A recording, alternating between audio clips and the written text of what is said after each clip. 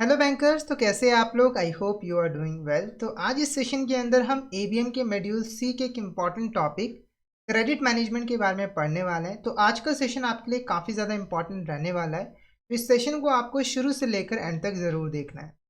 अब जल्दी से आज के सेशन को स्टार्ट करते हैं। तो सबसे पहले हम यहाँ पर क्रेडिट का मतलब समझते हैं कि क्रेडिट क्या होता है। तो देखो, जब भी कोई पर्सन किसी बैंक से लोन लेता है, जैसे मान के चलिए एक एक्स पर्सन है, वो पहुंचा एबीसी बैंक के पास, ठीक है, और एबीसी बैंक से उसने बोला कि मुझे यहाँ पर 50 लाख रुपए का लोन चाहिए और ये लोन जो है वो मैं आपको इंटरेस्ट के साथ 3 साल के बाद वापस कर दूंगा, ठीक है, रिपे कर दूंगा, ठीक है। तो अब एबीसी बैंक ने ना एक विश्वास के साथ, एक ट्रस्ट के साथ जो है वो 50 लाख रुपए एक्स पर्सन को दे दिए और बोला कि आप इसको बिंदास होकर जो है वो यूज़ करिए जिस पर्पज़ के लिए आपने ये लोन लिया है, ठीक है, और 3 साल के बाद हमें 50 लाख प्लस उसके ऊपर जो भी इंटरेस्ट बना है वो हमें दे देना, ठीक है। तो ये जो ट्रस्ट है ना, जिसके बेस पर बैंक ने लोन दिया है बॉर्वर को यानी कि एक्स पर्सन को, उस ट्रस्ट को हम कहते हैं क्रेडिट। क्या कहते हैं? क्रेडिट। तो क्रेडिट क्या है? Credit means trust given by a bank और financial institution to an individual और बिजनेस, ठीक है। तो एक बैंक या फिर फाइनेंशियल इंस्टीट्यूशन जो भी ट्रस्ट देता है बॉर्वर को कि आप ये पैसा यूज कीजिए, ठीक है, और एक फिक्स टाइम पीरियड के बाद हमें रिपे कर देना, इस ट्रस्ट को ही हम यहाँ पर क्रेडिट जो है वो कहते हैं, ठीक है। अगर आप सिंपल भाषा में समझना चाहते हो तो देखो, एक बैंक जो भी लोन्स एंड एडवांसेस देता है बॉर्वर को, वो आपका क्रेडिट जो है वो कहलाता है, ठीक है। अगर आप एग्जैक्ट डेफिनेशन जानना चाहते हो तो वो डेफिनेशन मैंने आपको बता दी है कि बैंक जिस ट्रस्ट के बेस पर लोन्स एंड एडवांसेस बॉर्वर को देता है, उस ट्रस्ट को हम क्रेडिट जो है वो कहते हैं, ठीक है। अब क्रेडिट के ना कुछ यहाँ पर प्रिंसिपल्स होते हैं। अब ये प्रिंसिपल्स है क्या? तो देखो, बेसिकली यहाँ पर कुछ रूल्स हैं, गाइडलाइंस हैं, जिनको बैंक फॉलो करता है क्रेडिट प्रोवाइड करते वक्त, यानी कि लोन्स एंड एडवांसेस प्रोवाइड करते वक्त, और उसी को हम यहाँ पर प्रिंसिपल्स ऑफ क्रेडिट जो है वो कहते हैं। जैसे कि सबसे इंपॉर्टेंट प्रिंसिपल है सेफ्टी ऑफ फंड्स। जब बैंक क्रेडिट प्रोवाइड करता है ना, तो वो बैंक अपने फंड्स बॉर्वर को देता है यूज करने के लिए, ठीक है। तो बैंक के लिए जरूरी होता है कि वो इंश्योर करे कि उसके जो फंड्स हैं वो सिक्योर रहें, यानी कि बैंक का किसी भी तरह का लॉस ना हो। अब ये बैंक कैसे इंश्योर कर सकता है? तो नॉर्मली बैंक जब भी लोन देता है तो सबसे पहले वो ये चेक करता है कि बॉर्वर इस लोन को वापस कर पाएगा या फिर नहीं कर पाएगा, ठीक है। और अगर बॉर्वर की कैपेसिटी है कि वो लोन को रिपे कर देगा तो भी लोन जो है वो दिया जाएगा, अदरवाइज लोन नहीं दिया जाएगा, ठीक है। दूसरा प्रिंसिपल है पर्पस। बैंक हमेशा पहले ये देखता है कि किस पर्पस के लिए लोन दिया जा रहा है, फिर ही बैंक यहाँ पर जो है वो लोन देता है। नॉर्मली जो बैंक होता है वो प्रोडक्टिव पर्पस के लिए ही लोन देता है। जैसे एग्जाम्पल के लिए एक पर्सन है ए, उसको अपना बिजनेस करना है और उसके लिए वो लोन लेने आया है, तो ये जो लोन लिया जा रहा है एक प्रोडक्टिव पर्पस के लिए लिया जा रहा है, तो बैंक यहाँ पर लोन दे देगा, ठीक है। पर अगर ये पर्पस जो है होता जुआ खेलना, ठीक है, या फिर ऐसे घूमने जाना पैसे से, ठीक है, तो यहाँ पर बैंक लोन नहीं देगा, क्योंकि प्रोडक्टिव पर्पस के लिए अगर लोन दिया जाएगा तो लोन के रिपे होने के चांसेस हैं, क्योंकि देखो ए पर्सन बिजनेस करेगा, उससे पैसा कमाएगा और उससे लोन को रिपे कर देगा। पर अगर ए पर्सन जुआ खेलने के लिए लोन लेता है तो वो जुए में पैसा हार भी सकता है और वो फिर डिफॉल्ट कर देगा और बैंक का पैसा वापस नहीं मिल पाएगा, ठीक है। उसके बाद है आपका यहाँ पर प्रॉफिटेबिलिटी। बैंक जब भी लोन देता है तो वो फ्री में लोन नहीं देता है, वो लोन के ऊपर इंटरेस्ट चार्ज करता है ताकि वो प्रॉफिट कमा सके। क्योंकि देखो, कोई भी पर्सन हो, वो बिजनेस किस लिए करता है? ताकि वो प्रॉफिट कमा सके। तो बैंक जब भी लोन देता है तो वो इंश्योर करता है कि वो इतना इंटरेस्ट तो कमा ले कि वो प्रॉफिटेबल रहे, ठीक है। ऐसा ना हो कि बैंक लोन पे लोन दिए जा रहा है पर इंटरेस्ट इतना कम चार्ज कर रहा है कि उसे लॉसेस हो रहे हैं, वो अपनी कॉस्ट को भी कवर नहीं कर पाए, ऐसा भी नहीं होना चाहिए, ठीक है। उसके बाद लिक्विडिटी। देखो, बैंक जब लोन देता है तो वो अपने फंड्स बॉर्वर को यूज करने के लिए दे देता है, ठीक है। तो बैंक को लोन देते वक्त ये ध्यान रखना चाहिए कि उसको अपने पास भी कुछ लिक्विड फंड्स जो है वो रखने हैं, अपने पास भी कुछ लिक्विड फंड्स रखने हैं, ताकि वो अपनी जो डेली ट्रांजेक्शन्स है उसको परफॉर्म कर पाए, जो डेली बेसिस पे विड्रॉवल होते हैं, ठीक है, जो फाइनेंशियल ऑब्लिगेशंस है उसकी पेमेंट जो है वो कर पाए। ज़्यादा पैसा अगर बैंक लोन की फॉर्म में दे देता है तो उसको लिक्विडिटी प्रॉब्लम्स हो जाती हैं, उसके पास अपने लिए फंड्स नहीं बचते हैं। उसके बाद सिक्योरिटी, ठीक है। तो जो क्रेडिट होता है वो नॉर्मली सिक्योरिटी लेकर ही दिया जाता है, यानी कि बैंक लोन देने से पहले बोरोवर से कुछ ना कुछ चीज गिरवी रखवा लेता है एज अ सिक्योरिटी, जैसे कि उसका घर, उसकी कोई एसेट, ताकि अगर बोरोवर डिफॉल्ट भी करे तो बैंक इस एसेट को सेल करके अपना पैसा रिकवर कर ले। और बैंक को ना हमेशा जो लोन्स हैं वो किसी सिंगल बोरोवर को नहीं देने चाहिए, बल्कि जो उसके पास टोटल फंड्स है ना, उन फंड्स को डिफरेंट डिफरेंट सेक्टर्स के अंदर दिया जाना चाहिए, लोन के फॉर्म में डिफरेंट डिफरेंट बोरोवर्स को दिया जाना चाहिए, ताकि अगर एक बोरोवर डिफॉल्ट भी करता है तो बैंक को बहुत ज्यादा लॉस जो है वो ना हो। ठीक है, तो ये था आपका क्रेडिट और प्रिंसिपल ऑफ क्रेडिट। तो क्रेडिट क्या होता है? बेसिकली जब बैंक लोन देता है तो जिस ट्रस्ट के ऊपर वो लोन देता है बोरोवर को, उस ट्रस्ट को हम क्रेडिट कहते हैं। ठीक है, जब बैंक लोन्स एंड एडवांसेस देता है तो वहां पर वो कुछ रूल्स एंड रेगुलेशंस को फॉलो करता है, गाइडलाइंस को फॉलो करता है, ताकि वो सेफली यहाँ पर लोन्स एंड एडवांसेस जो है वो दे सके और प्रॉफिट भी कमा सके। और उस रूल्स एंड गाइडलाइंस को हम प्रिंसिपल्स ऑफ क्रेडिट जो है वो कहते हैं। ठीक है, नेक्स्ट बात करेंगे टाइप्स ऑफ बोरोवर्स। तो देखो बैंक से ना बहुत सारे लोग जो है वो लोन लेते हैं। ठीक है, अगर हम टाइप्स ऑफ बोरोवर की बात करें तो इसमें आते हैं सबसे पहले इंडिविजुअल, जैसे कि एक सिंगल नेचुरल पर्सन, जैसे कि मैं चला गया बैंक के पास लोन लेने के लिए, तो वो मैं इंडिविजुअल कैटेगरी में आ जाऊंगा। उसके बाद सोल प्रोप्राइटरी फर्म, देखो अगर कोई ऐसा बिजनेस है जिसको एक ही इंडिविजुअल रन करता है, ओन करता है, वो सोल प्रोप्राइटरी फर्म कहलाता है और वो इस कैटेगरी में आता है। उसके बाद है हिंदू अनडिवाइडेड फैमिली, तो एक फैमिली बिजनेस, ठीक है, जिसको हिंदू लॉ के द्वारा गवर्न किया जाता है। वन पर्सन कंपनी, जहां पर कंपनी के अंदर सिर्फ एक ही शेयर होल्डर होता है, वही कंपनी को चला रहा होता है। पार्टनरशिप फर्म एक ऐसा बिजनेस स्ट्रक्चर होता है जहां पर 2 और मोर इंडिविजुअल मिलकर बिजनेस को मैनेज करते हैं और ऑपरेट करते हैं। लिमिटेड लायबिलिटी पार्टनरशिप, जहां पर पार्टनर्स की जो लायबिलिटी होती है वो लिमिटेड होती है। ठीक है, उसके बाद ज्वाइंट वेंचर्स, जिसको जो है स्पेशल पर्पस व्हीकल के द्वारा क्रिएट किया जाता है ताकि एक स्पेसिफिक प्रोजेक्ट को कंप्लीट किया जा सके। फिर इसमें पब्लिक प्राइवेट लिमिटेड कंपनीज आ जाती हैं, फिर आपकी स्टैच्यूटरी कॉर्पोरेशंस, फिर ट्रस्ट और real estate investment trust, cooperative society और लोकल अथॉरिटीज। तो ये आपके मेनली यहाँ पर बोरोवर्स होते हैं जो कि बैंक से डिफरेंट पर्पसेस के लिए लोन लेते हैं। उसके बाद बात करेंगे applicable laws for different types of borrowers. ठीक है, तो जो डिफरेंट टाइप्स ऑफ बोरोवर्स हैं उनके ऊपर कौन कौन से यहाँ पर लॉ जो है वो एप्लीकेबल है। सबसे पहले इंडिविजुअल की बात करें तो इसके ऊपर इंडियन कॉन्ट्रैक्ट एक्ट 1872 एप्लीकेबल है। पार्टनरशिप फॉर्म की बात करें तो Indian partnership act 1932। Limited liability partnerships की बात करें तो limited liability partnership act 2008। Hindu undivided family की बात करें तो हिंदू सक्सेशन एक्ट 1956। और कंपनीज की बात करें तो कंपनीज एक्ट 2013। स्टैच्यूटरी कॉर्पोरेशंस की बात करें तो उनको बनाने के लिए जो एक्ट पास किए गए, जैसे कि आरबीआई की बात करें तो आरबीआई के ऊपर आरबीआई एक्ट एप्लीकेबल होगा। जो एलआईसी है तो उसके लिए जो एक्ट बनाया गया है वो एक्ट एप्लीकेबल होगा। ठीक है, ट्रस्ट और रियल इन्वेस्टमेंट ट्रस्ट के ऊपर इंडियन ट्रस्ट एक्ट 1882 एप्लीकेबल होता है। Public trust act for different states वो एप्लीकेबल होता है। रिलीजियस और चैरिटेबल एंडोमेंट एक्ट्स भी एप्लीकेबल होते हैं। उसके बाद कोऑपरेटिव सोसाइटीज की बात करें तो इसके ऊपर कोऑपरेटिव सोसाइटीज एक्ट 1912 एप्लीकेबल होता है। Multi state cooperative society act 2002 जो है वो एप्लीकेबल होता है। और cooperative society act for different states applicable होता है। ठीक है, उसके बाद क्लब एंड एसोसिएशन की अगर हम बात करें तो ये जो क्लब और एसोसिएशन है वो जिस लॉ के अंदर रजिस्टर्ड है, उस लॉ के जो रूल्स एंड रेगुलेशंस हैं वो यहाँ पर एप्लीकेबल होते हैं। नेक्स्ट बात करेंगे टाइप्स ऑफ क्रेडिट। ठीक है, तो ये जो क्रेडिट है वो कई टाइप्स के होते हैं। सबसे पहले हम इसको डिवाइड करते हैं नेचर ऑफ फंड्स के हिसाब से। तो नेचर ऑफ फंड्स के अकॉर्डिंग हम क्रेडिट को ब्रॉडली 2 कैटेगरीज में डिवाइड कर सकते हैं, फंड बेस्ड क्रेडिट और नॉन फंड बेस्ड क्रेडिट।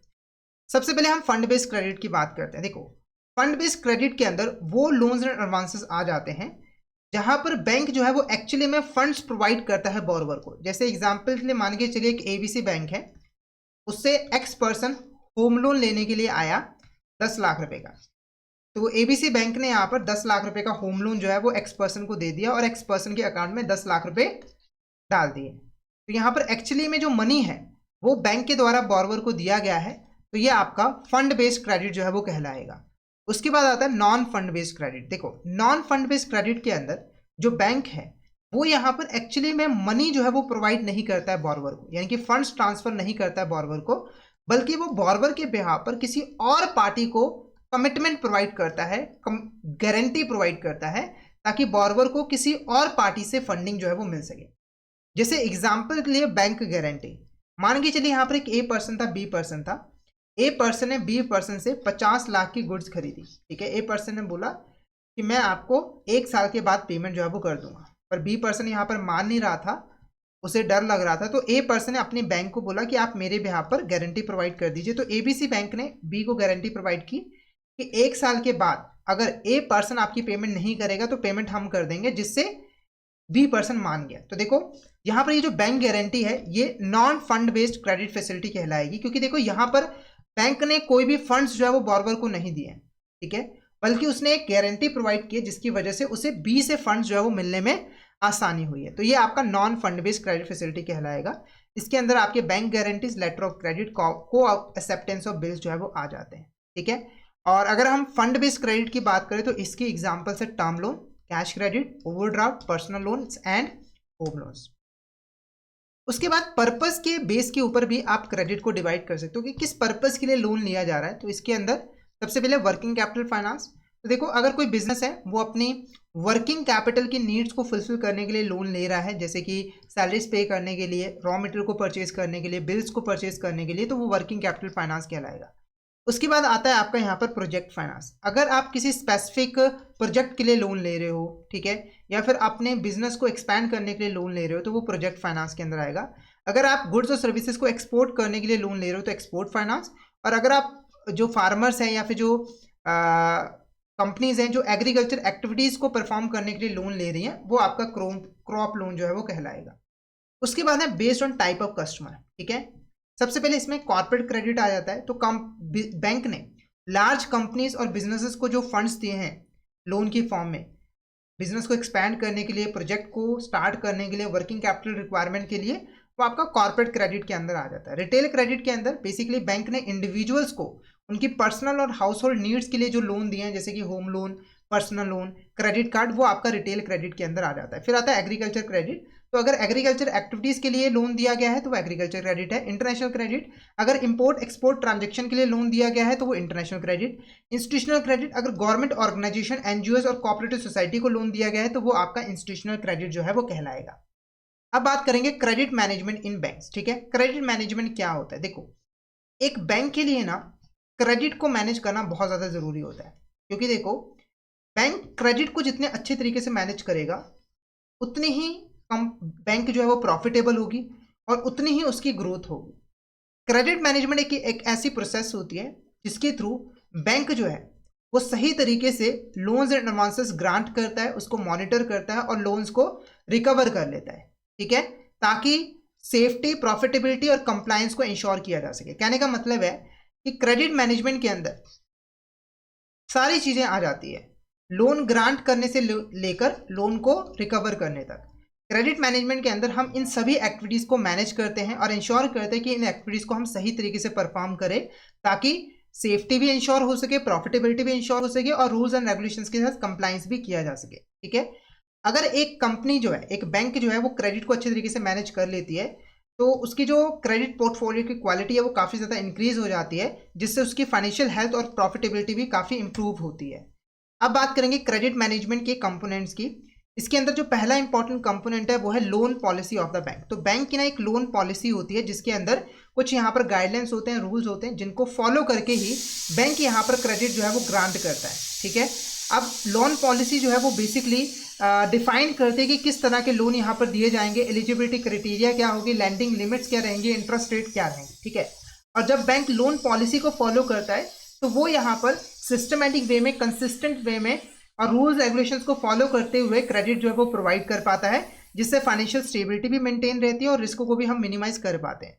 उसके बाद क्रेडिट अप्रेजल, इसके अंदर हम बेसिकली बोरोवर की जो फाइनेंशियल हेल्थ है और जो रीपेमेंट कैपेसिटी है उसको हम असेस करते हैं। नॉर्मली हम ये जानते हैं कि बोरोवर जो लोन लेने आया है क्या उसकी कैपेसिटी है उस लोन को रिपे करने की। इसके लिए हम पर्पस ऑफ लोन देखते हैं, इनकम देखते हैं बोरोवर की, कैश फ्लोज देखते हैं, बोरोवर की क्रेडिट हिस्ट्री देखते हैं और उसके बिहाफ पर ही डिसाइड करते हैं कि हमें लोन देना चाहिए या फिर नहीं देना चाहिए। यानी कि लोन देने से पहले हम क्रेडिट अप्रेजल करते हैं और सिर्फ उन्हीं बोरोवर्स को हम लोन देते हैं जिनकी क्रेडिट वर्दीनेस अच्छी होती है, जो कि लोन को रिपे कर सकते हैं। फिर फाइनली यहाँ पर लोन को डिलीवर कर दिया जाता है। यहाँ पर जो डॉक्यूमेंटेशन वगैरह है वो कंप्लीट की जाती है, जो सिक्योरिटी वगैरह होती है उसके ऊपर चार्ज वगैरह जो है वो क्रिएट किए जाते हैं और फाइनली जो है टर्म एंड कंडीशन के अकॉर्डिंग जो फंड्स हैं वो बोरोवर के अकाउंट में डाल दिए जाते हैं। फिर आता है कंट्रोल एंड मॉनिटरिंग, ठीक है। तो देखो, बैंक का काम सिर्फ लोन देना नहीं है, बल्कि बैंक का काम ये भी इंश्योर करना है कि जो बोरोवर है वो लोन के पैसे को उसी पर्पस के लिए यूज करे जिस पर्पस के लिए लोन लिया गया है। जैसे अगर एक एक्सवाइजेड कंपनी है, ठीक है, उसने यहाँ पर 10 लाख रुपए का लोन लिया है ताकि वो बिजनेस स्टार्ट कर सके, तो बैंक को ये इंश्योर करना जरूरी है कि 10 लाख रुपए से बिजनेस ही स्टार्ट किया जाए, इससे कोई और एक्टिविटी परफॉर्म ना की जाए, ठीक है। तो यहाँ पर बैंक कंट्रोल और मॉनिटरिंग का यूज करता है, ठीक है। इसके अंदर बेसिकली जो बैंक है वो बोरोवर की जो रीपेमेंट परफॉर्मेंस है उसको ट्रैक करता है, साथ ही साथ फंड्स को कैसे यूटिलाइज किया जा रहा है उसको भी ट्रैक किया जाता है। अब कंट्रोल और मॉनिटरिंग के लिए जो बैंक है वो रेगुलरली बेसिस पे बोरोवर के अकाउंट को रिव्यू करता है, इंस्पेक्शंस करता है, फाइनेंशियल स्टेटमेंट को एनालाइज करता है, ताकि अगर कोई भी यहाँ पर दिक्कत हो तो उसको हम जल्दी से आइडेंटिफाई जो है वो कर सकें और एक्शंस ले सके, जो रिक्वायर्ड एक्शंस है वो हम ले सके ताकि डिलेज डिफॉल्ट को रोका जा सके, ठीक है। उसके बाद आता है रिहैबिलिटेशन एंड रिकवरी, ठीक है। रिहैबिलिटेशन के अंदर बैंक का फोकस रहता है कि अगर कोई बोरोवर जेन्युइन रीजंस की वजह से लोन की रीपेमेंट नहीं कर पा रहा है तो उसकी थोड़ी सी हेल्प करना। हेल्प कैसे करना, तो देखो, जो आपकी रीपेमेंट का जो शेड्यूल था उसको चेंज कर देना, ठीक है। जैसे पहले बोला गया था कि 3 साल के अंदर लोन को रिपे कीजिए, अब उनको 5 साल का टाइम पीरियड दे दिया गया है, या फिर इंटरेस्ट को थोड़ा सा कम कर दिया गया है, 10% की जगह पर 8% का कर दिया गया है। ये सब चीज़ें इसीलिए की जाती है ताकि जो जेन्युइन बोरोवर्स हैं, जिन्होंने जानबूझ के डिफॉल्ट नहीं किया है, वो यहाँ पर थोड़ा सा टाइम लेकर लोन की रिपेमेंट जो है वो कर सके और हम एसेट को नॉन फॉर्मिंग एसेट में कन्वर्ट होने से रोक सकें, ठीक है। उसके बाद अगर कोई डिफॉल्टर है, जैसे कोई मान लो जानबूझकर उसने डिफॉल्ट कर दिया है और यहाँ पर रिहैबिलिटेशन की कोई भी चांस नहीं है, तो यहाँ पर की जाती है रिकवरी। तो यहाँ पर लीगल एक्शन लिया जाता है या फिर कोलैटरल वगैरह को सेल किया जाता है ताकि लोन की रिकवरी जो है वो की जा सके। उसके बाद नेक्स्ट कंपोनेंट है रीफाइनेंस। कई बार बैंक जो होता है वो सेंट्रल बैंक या फिर डेवलपमेंट इंस्टीट्यूशन से लोन वगैरह जो है वो लेते हैं ताकि वो आगे जो है कस्टमर को लोन वगैरह जो है वो दे सके। तो ये भी एक बहुत इंपॉर्टेंट कंपोनेंट होता है आपका क्रेडिट मैनेजमेंट का। नॉर्मली क्या होता है कि मान लो एक बैंक ने यहाँ पर लोन दिया है एग्रीकल्चर को, तो जो नाबार्ड है वो एग्रीकल्चर सेक्टर के डेवलपमेंट के लिए काम करता है। तो जो नाबार्ड है ना, वो यहाँ पर बैंक को रीफाइनेंस कर देता है। बैंक ने अगर 10 लाख का रुपए का लोन दिया है तो नाबार्ड 10 लाख रुपए बैंक को दे देता है ताकि वो फिर से कस्टमर को लोन वगैरह जो है वो दे सके। अब मैं आपको हमारे कोर्स के बारे में बता देता हूं। तो हमारे पास ABM मास्टरी बैच अवेलेबल है। इस बैच के अंदर आपको 40+ इंटरेक्टिव वीडियो सेशंस मिल जाते हैं, AI power 10 ABM complete mock test मिल जाते हैं, PDF मिल जाते हैं रिकॉर्डेड वीडियोस के क्विक रिवीजन के लिए, 24/7 रिकॉर्डेड वीडियोस का एक्सेस मिलता है आपको और क्लास नोट्स भी मिल जाते हैं। प्रीवियस ईयर क्वेश्चंस के ऊपर स्पेशल सेशंस मिल जाते हैं जिससे आपको एग्जाम का पैटर्न जो है वो समझ में आ जाता है। तो हमारा जो कोर्स है वो आपके लिए बेस्ट कोर्स जो है वो रहेगा। इसके अंदर आपकी कॉन्सेप्चुअल क्लैरिटी भी होगी, प्रैक्टिस के लिए आपको मॉक टेस्ट वगैरह भी मिलेंगे और रिवीजन के लिए PDF नोट्स भी मिलेंगे। तो जल्दी से हमारे कोर्स में एनरोल कर लीजिए। हमारे कोर्सेज को एनरोल करने के लिए गाइडली ऐप को डाउनलोड कर लीजिए। यहाँ पर आपको हमारे सारे कोर्सेज जो है वो मिल जाएंगे। साथ के साथ टेलीग्राम चैनल को भी ज़रूर फॉलो कर लीजिएगा क्योंकि हम इसमें एग्जाम से रिलेटेड, क्लासेस से रिलेटेड जितने भी इंपॉर्टेंट अपडेट्स हैं वो डालते रहते हैं। और अगर आपकी भी कोई क्वेरी होती है तो आप इस चैनल पे हमें मैसेज कर सकते हो। और YouTube चैनल को भी ज़रूर सब्सक्राइब कर लीजिएगा ताकि लाइव क्लासेस के नोटिफिकेशन आपको सबसे पहले मिल सके और आपसे कोई भी इंपॉर्टेंट क्लास जो है वो मिस ना हो। और आज की क्लास आपको कैसी लगी इसके रिगार्डिंग एक फीडबैक भी ज़रूर प्रोवाइड कर देना। तो कमेंट बॉक्स में मैसेज करके ज़रूर बता देना कि आज की क्लास आपको कैसी लगी। तो आज के लिए इतना ही, मिलते हैं नेक्स्ट क्लास में। Thank you so much everyone.